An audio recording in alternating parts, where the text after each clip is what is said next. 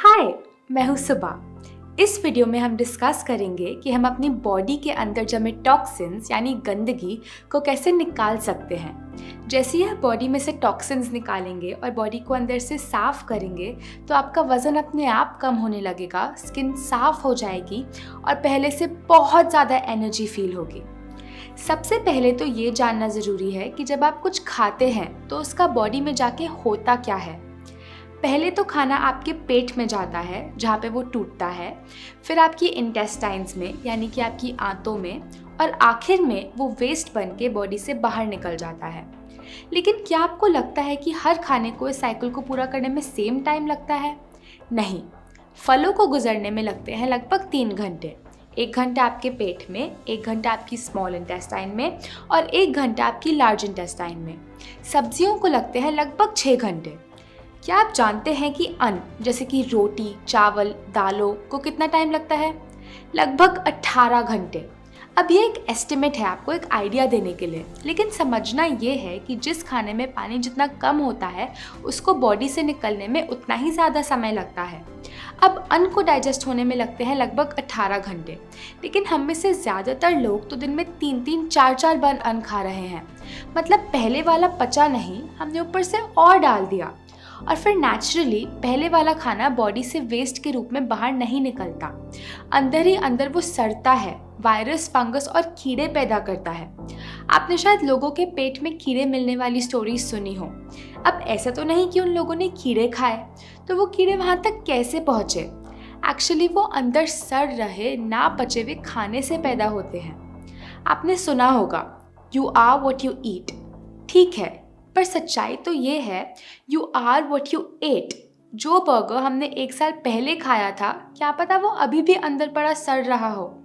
चीज़ें जैसे ब्रेड, चीज़, नमकीन, स्नैक्स, बिस्किट, चाय, कॉफ़ी या फिर वो हर चीज़ जो हमें मदर नेचर से, माँ प्रकृति से सीधा सीधा नहीं मिलती, उसे पचाना और बाहर निकालना बॉडी के लिए बहुत मुश्किल होता है। वो हमारी इंटेस्टाइन्स की दीवारों पे चिपक जाता है और एक मोटी लेयर बना लेता है। अंदर से हमारी इंटेस्टाइन कुछ ऐसी दिखती है। उस पे हज़ारों छोटे छोटे उंगलियों जैसे उभार होते हैं जिसे हम विलाई कहते हैं। इंटेस्टाइन पर जो भी लगा होता है, ये विलाई उसको अपने अंदर सोख लेते हैं और ब्लड में भेज देते हैं, और ब्लड के ज़रिए वो बॉडी के हर अंग में पहुंच जाता है। अब अगर इंटेस्टाइन की दीवार पे गंदगी जमी होगी तो जाहिर सी बात है कि विलाई गंदगी को ही सोखेंगे। फिर ये गंदगी बॉडी के अलग अलग अंगों में पहुंचकर उनके काम को डिस्टर्ब करती है और उसे हम कह देते हैं बीमारी। अगर ये गंदगी हमारी स्किन में जम जाती है तो हम उसे कह देते हैं एक्ने, एक्जिमा, सोराइसिस। अगर ये स्टोन बन के किडनी या गॉल ब्लैडर में जम जाती है तो हम इसे कहते हैं पथरी। ऐसे ही मोटापा, अगर आपको वजन कम करना है तो अंदर से गंदगी को निकालना होगा। अगर ये गंदगी ब्लड को भारी कर देती है और हार्ट को ब्लड को पंप करने के लिए ज़्यादा प्रेशर लगाना पड़ता है तो हम इसे कहते हैं हाई ब्लड प्रेशर। अगर ये ओवरीज में गांठ या सिस्ट बन के जम जाती है तो हम इसे कहते हैं पीसीओडी, मेंस्ट्रुअल डिसऑर्डर्स। अगर ये इंटेस्टाइन्स में जम जाती है तो हम इसे कह देते हैं कब्ज, और कब्ज सभी बीमारियों की जड़ है। अगर ये हमारे एयरवेज में जम जाती है तो हम इसे कहते हैं एस्थमा। अगर हमारी आर्टरी में जम जाती है तो हम इसे कह देते हैं कोलेस्ट्रॉल। आज ये शायद एक छोटी सी बीमारी बन के बैठी हो, लेकिन अगर हमने इसको साफ नहीं किया तो कल को ये बहुत डेंजरस बीमारी बन के बाहर आ सकती है, जैसे ट्यूमर या फिर कैंसर सेल। तो जब आप इस गंदगी को बाहर निकालेंगे तो सारी बीमारियां अपने आप ठीक हो जाएंगी, क्योंकि जो बॉडी अंदर से साफ है उसमें कोई बीमारी हो ही नहीं सकती। हमारी ये ह्यूमन बॉडी माँ प्रकृति की एक बहुत कीमती गिफ्ट है। थोड़े दिनों बाद हम इसे माँ प्रकृति को वापस लौटा देंगे। जब तक के लिए हमारे पास है, हमारी ड्यूटी है कि हम इसे साफ रखें, बहुत सारी हेल्थ और एनर्जी के साथ, जैसा उन्होंने इसे हमारे लिए बनाया है। मान लीजिए एक गाड़ी है जो पेट्रोल के लिए बनी है। अगर आप उसके टैंक में पेट्रोल की जगह डीजल डाल देते हैं तो क्या वो चलेगी? नहीं।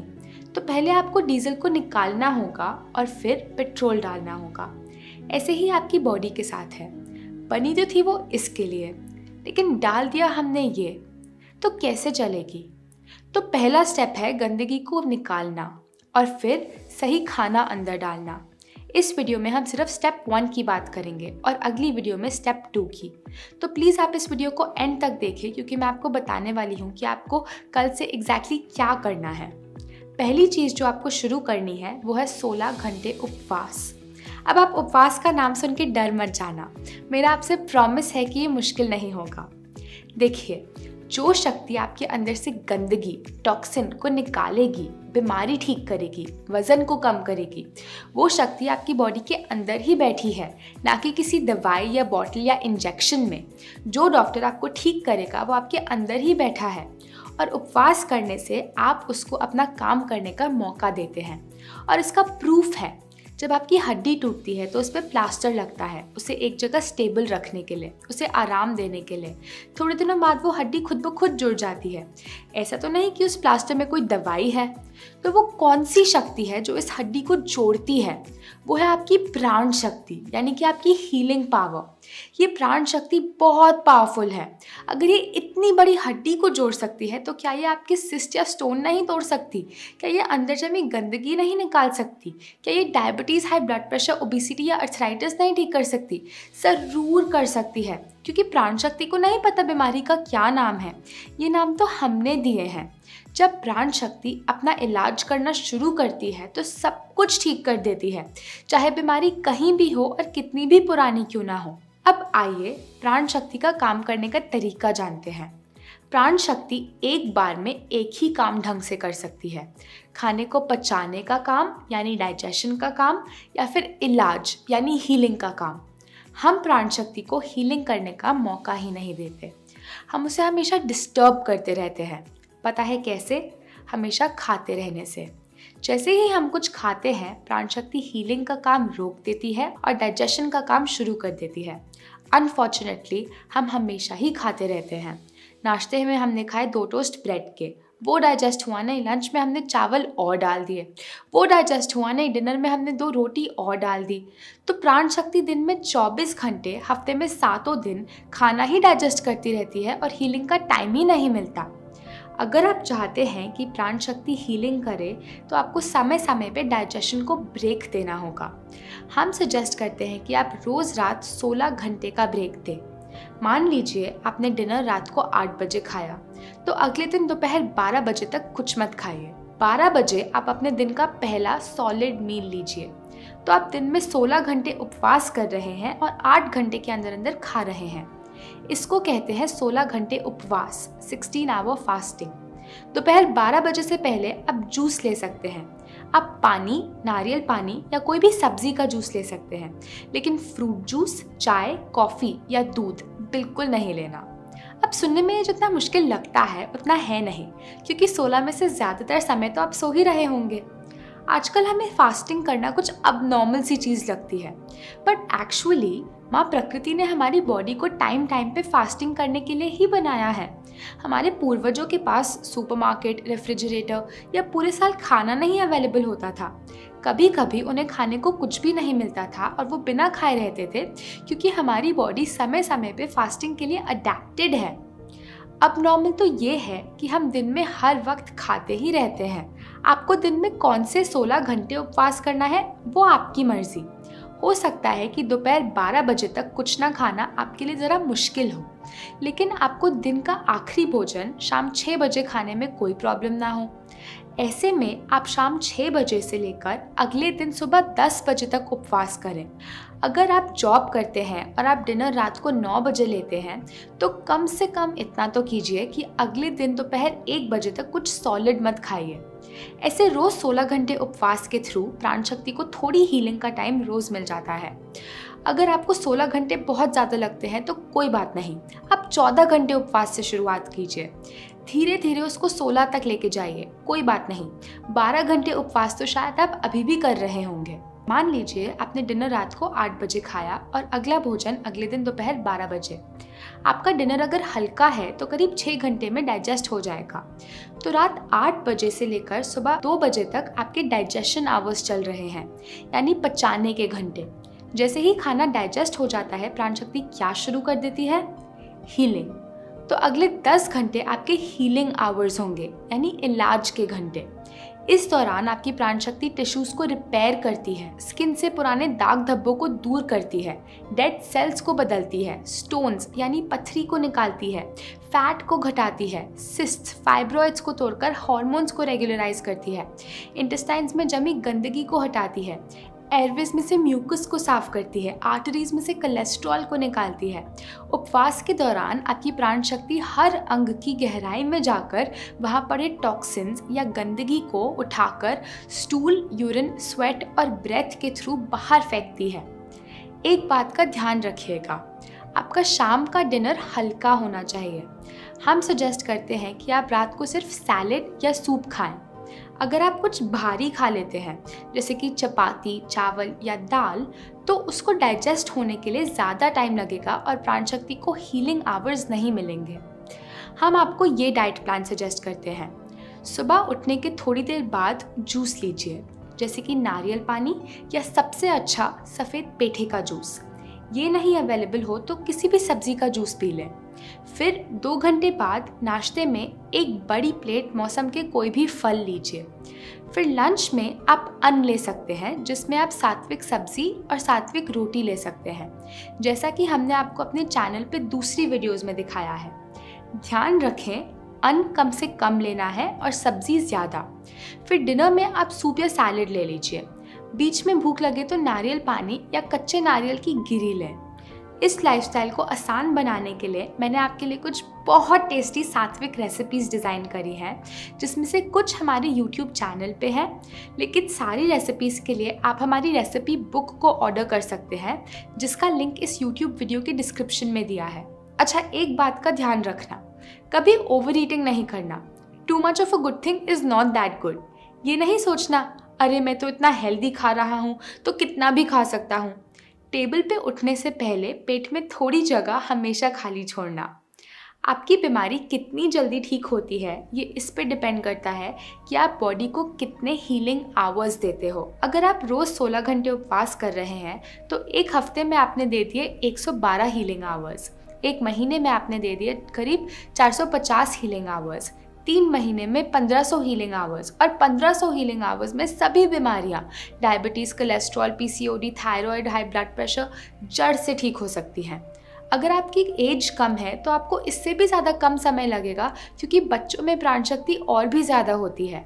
बस डाइट को फॉलो करना मत भूलिएगा, वो उतनी ही ज़रूरी है जितनी कि फास्टिंग। अभी उपवास पर एक डॉक्यूमेंट्री भी बनाई गई थी, आइए उसका एक छोटा सा पार्ट देखते हैं। हम यहाँ ऐसा कर रहे हैं कि हर तरह की टाइप 2 डायबिटीज और उससे होने वाली दिक्कतों को दूर कर रहे हैं उपवास से। ये कैलोरीज कम करने से बहुत अलग है। उपवास 6 गुना बेहतर है इस खतरनाक चर्बी से मुक्ति पाने के लिए। सबसे पहला जो मुझे फर्क दिखा वो है वजन का कम होना। मैंने 7 दिनों में 9 किलो वजन कम किया है। मैंने 18 किलो वजन कम किया और वापस कभी नहीं बढ़ा। मैंने करीब 40 किलो वजन कम किया है और अभी भी कर रही हूँ। असल में पहले से ज्यादा कसरत कर सकते हैं। मैं हमेशा खाली पेट कसरत करता हूँ उपवास के दौरान। मैं एक दिन में 210 यूनिट इंसुलिन लिया करती थी और अब वो सारी छूट गई है। उपवास ने मेरी जान बचा ली। ये दवाई से भी अच्छा है। मैं हाई ब्लड प्रेशर और कोलेस्ट्रॉल कम करने की दवा ले रही थी और वो 2 हफ्ते बाद आई और उसका ब्लड प्रेशर नॉर्मल था, और अब मैं कोई दवा नहीं ले रही हूँ। उपवास उतना ही प्रभावकारी है जितनी की कीमोथेरेपी। मेरी गांठ लगातार कम होती रही और अब बिल्कुल खत्म हो गई। No cancer. 21 साल से मैं हूँ cancer free. Isn't that amazing? दुनिया का हर धर्म हमें उपवास करना सिखाता है, चाहे वो एकादशी हो, रोज़ा हो या गुड फ्राइडे हो। मैंने इंडिया के कुछ गहरे वेदों को स्टडी किया है, जैसे आयुर्वेदा, नेचुरोपैथी, योगा, और सभी इस एक सिद्धांत का पालन करने को बोलते हैं। जब आपको दोपहर तक खाने के बारे में नहीं सोचना पड़ता तो आप पहले से ज़्यादा प्रोडक्टिव होते हैं। आप दिन में पहले से ज़्यादा काम निकाल पाते हैं, क्योंकि आपको हर समय खाने के बारे में नहीं सोचना पड़ता। Okay, let's move on. Please आप इस वीडियो को एंड तक देखें, क्योंकि मैं आपको डिटॉक्स करने के 2 और इम्पॉर्टेंट तरीके बताने वाली हूँ जो मैंने अपने गुरुओं से सीखे। और इस वीडियो को अपने सारे फ्रेंड्स और फैमिली के साथ शेयर करें ताकि माँ प्रकृति की ये नॉलेज इंडिया के हर घर तक पहुँचे और सभी बिना दवाइयों के ठीक हो सकें। इस चैनल को ज़रूर सब्सक्राइब करें और नीचे दिए गए बेल बटन को दबाएं ताकि आपको हमारी नेक्स्ट वीडियो का अपडेट मिलता रहे। दूसरी चीज़ जो आपको शुरू करनी है वो है एनेमा। सिर्फ क्योंकि हम रोज़ बाथरूम जा रहे हैं तो ज़रूरी नहीं कि हमारी इंटेस्टाइन साफ हैं। मान लीजिए आप 30 साल के हैं। क्या आपने कभी 30 साल पुराने घर के प्लम्बिंग पाइप्स देखे हैं? उसमें से रोज़ पानी और गंदगी ज़रूर गुजर रही है, लेकिन 30 सालों के बाद उसकी दीवार पे इतनी गंदगी इकट्ठा हो जाती है कि किसी भी चीज़ का गुजरना मुश्किल हो जाता है। ऐसा ही कुछ हमारे साथ है और हर रोज़ हमारी इंटेस्टाइन में और ज़्यादा गंदगी जमा हो रही है। हमें कुछ ऐसा चाहिए जो इस गंदगी की हार्ड लेयर को सीधा मेल्ट कर सके। ये वैसे ही है जैसे हमारे बर्तनों के नीचे चिपक जाती है। हम इसे कैसे निकालते हैं? पानी में भिगोकर। उचित समय दिया जाए तो पानी लगभग हर चीज़ को घोल सकता है। तो अब हम अपनी इंटेस्टाइन्स में पानी कैसे लें? एनेमा के थ्रू। ऐसा एनेमा लें जो कुछ ऐसा दिखता है। कुछ केमिस्ट इसको अपने पास रखते हैं, वरना आप इसे ऑनलाइन भी खरीद सकते हैं और ये काफ़ी सस्ता होता है। इसको 2-3 बार पानी से धो लें और फिर एनेमा पॉट में 200 से 300 ml साफ पानी भर लीजिए। इसको लेने की बेस्ट जगह है आपका बाथरूम। पाइप की टिप पे थोड़ा नारियल का तेल लगा लीजिए। फिर इसको किसी ऊंचे शेल्फ पर रख लें। आपकी कमर से ऊंचा होना चाहिए। ज़मीन पे कोई मैट बिछा लीजिए और फिर घुटनों के बल उल्टा लेट जाइए और पाइप को सिर्फ 2 इंच रेक्टम के अंदर डाल लें।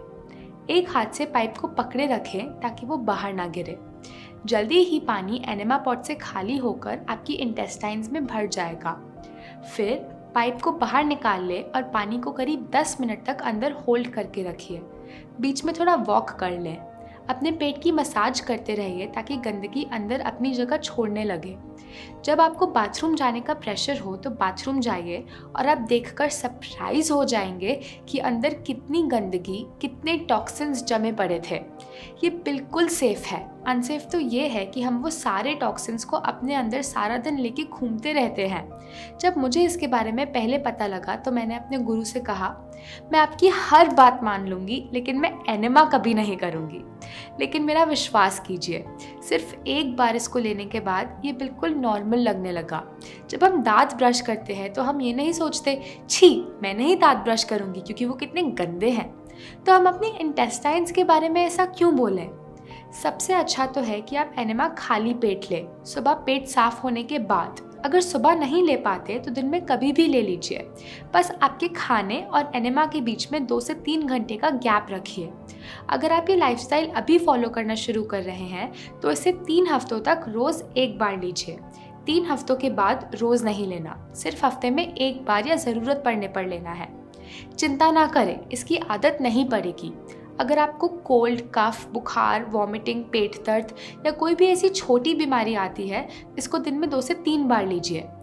डिटॉक्स का तीसरा तरीका, ठंडी पट्टी यानी वेट पैक।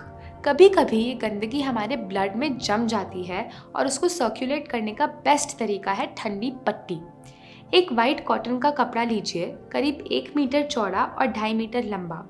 इसको लंबी पट्टी में फोल्ड कर लें, करीब 10 इंच चौड़ी। फिर इसको ठंडे पानी में भिगोकर निचोड़ लें। पानी उतना ही ठंडा होना चाहिए जितना आप आसानी से सहन कर सकते हैं। पट्टी को पेट के चारों ओर ऐसे लपेट लें और फिर टक कर लें ताकि वो गिरे ना। आपकी नाभि पट्टी के बीच में रहनी चाहिए।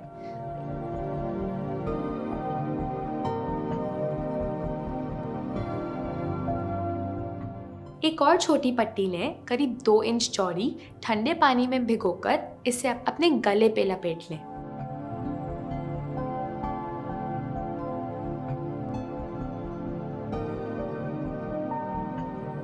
एक और छोटी पट्टी लें, ठंडे पानी में भिगोकर अपने माथे पे लपेट लें।